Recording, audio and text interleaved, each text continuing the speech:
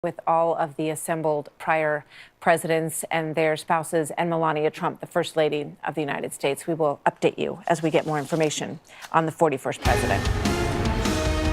Also developing tonight, some trouble in Tennessee where the race to replace retiring Senator Bob Corker has taken another turn. Corker, who decided not to run for re-election, went back and forth at one point, but then decided not to do it, not have a great relationship with President Trump, who once suggested this about Corker: he couldn't get elected dog catcher in Tennessee. From that tweet, this week the president endorsed Republican Congresswoman Marsha Blackburn to take Corker's place, saying this: Blackburn's a wonderful woman who has always been there when we have needed her, great on the military, border security and crime, loves and works hard for the people of Tennessee. She has my full endorsement, and I will be there to campaign with her! Exclamation point.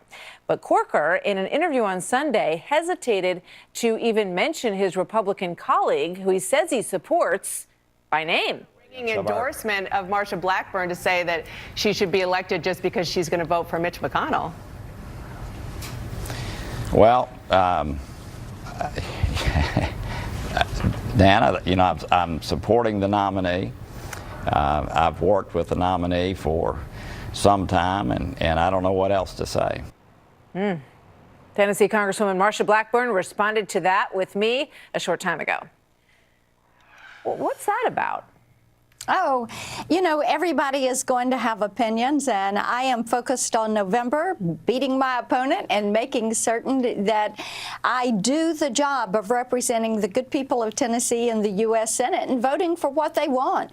More tax cuts, securing the southern border, conservative judges on the Supreme Court and on the federal bench. People are tired of judges that legislate from the bench. Understood, but why is it so hard for your, fellow Tennessean, Senator Bob Corker, who says that he supports your run for the Senate, to say that he wholeheartedly supports you? What is it that you don't agree on? I have not talked with the senator, and I am focused on making certain that we win this election in November. I understand that, but it's gotten a lot of attention, and I'm sure that you would love to have his wholehearted support. You certainly have the president's. In the recent polls, you're about 10 points apart. What's your read on what's going on in your state when you look at that number? What is happening in our state is that people are going to begin to focus in on this race. They're going to pay attention to how the next senator is going to vote. And we were so pleased to get the president's endorsement today. Earlier, the vice president's endorsement came out, and we are thrilled with that. I had the opportunity to work closely with him when I was in the House, and he was in the House. So we're looking forward to having their support and having them in the state to campaign with us, and making certain that we earn every single vote and that we win this race in November. Yeah. I know Mitch McConnell, according to a report in the Washington Post, had a little chat with Senator Corker on the floor and basically said, look, if you hadn't vacated your seat, we wouldn't even have this issue in Tennessee, encouraging him to get behind you. Does it matter? Do you not need his support?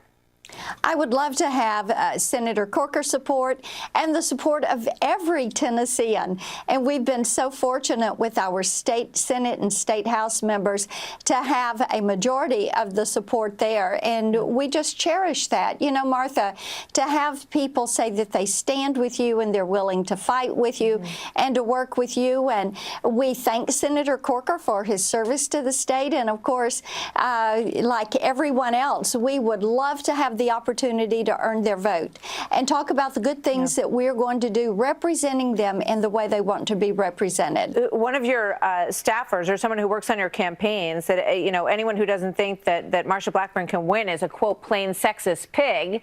Do you agree with that? And is sexism at play here? No. I don't agree with that.